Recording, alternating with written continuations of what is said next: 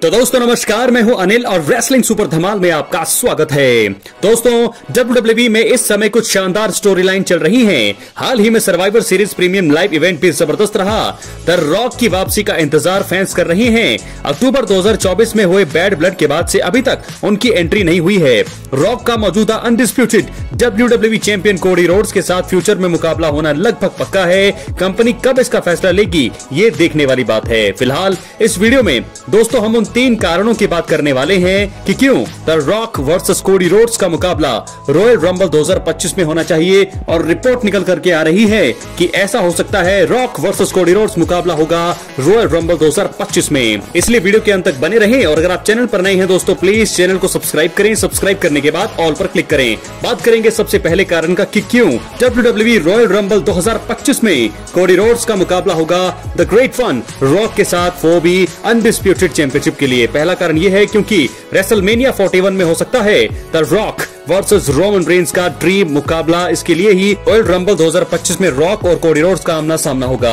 आपको बता दें, रोमन रेंस और द रॉक के बीच ड्रीम मुकाबले का इंतजार फैंस लंबे समय से कर रहे हैं। सभी इसको रेसलमेनिया के अलावा किसी अन्य बड़े इवेंट में देखना नहीं चाहेंगे। अगर रॉयल रंबल 2025 में कोडी और रॉक का मुकाबला होता है तो फिर रेसलमेनिया 41 में रोमन रेंस और द ग्रेट वन रॉक के बीच मुकाबले की संभावनाएं बढ़ जाएंगी।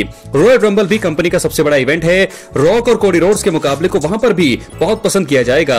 अगर WWE द्वारा ऐसा किया जाता है तो फिर रॉयल रंबल 2025 को लेकर फैंस की उत्सुकता और भी ज्यादा बढ़ जाएगी। पहला कारण यही है क्योंकि रोमन रेंस और कोडी रोड्स का मुकाबला तो नहीं, लेकिन रोमन रेंस वर्सेस रॉक मुकाबला हो सकता है रेसलमेनिया में। दूसरे कारण की बात करेंगे, WWE सुपरस्टार कोडी रोड्स को मजबूत चैलेंजर की जरूरत है क्योंकि अब तक उनको वो चैलेंजर मिल नहीं पाया है।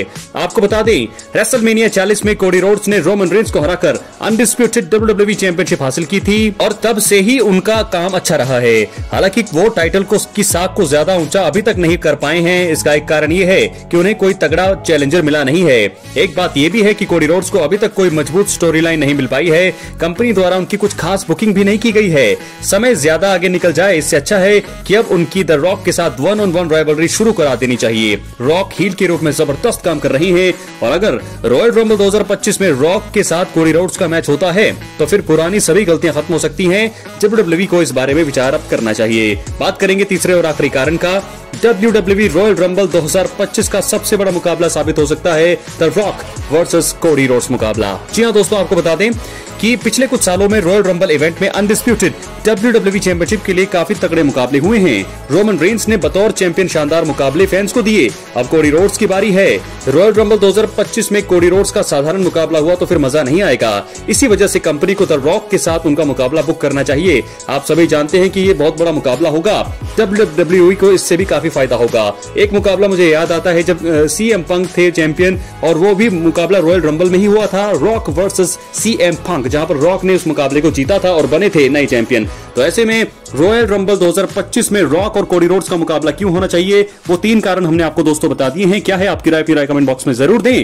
और अगर आप चैनल पर नए हैं, चैनल को सब्सक्राइब करने के बाद ऑल पर क्लिक करें। तो सबसे बड़ा कारण यही है। सबसे पहला कारण दोस्तों, जो पहला कारण है वही सबसे बड़ा कारण है क्योंकि रोमन रेंस और द रॉक का मुकाबला एक ड्रीम मुकाबला है और फैंस जो है इसको रेसलमेनिया के अलावा कहीं और नहीं देखना चाहते। ट्रिपल थ्रेट मुकाबला भी हो सकता है, लेकिन Roman Reigns versus the rock ये एक अलग ही मुकाबला होगा।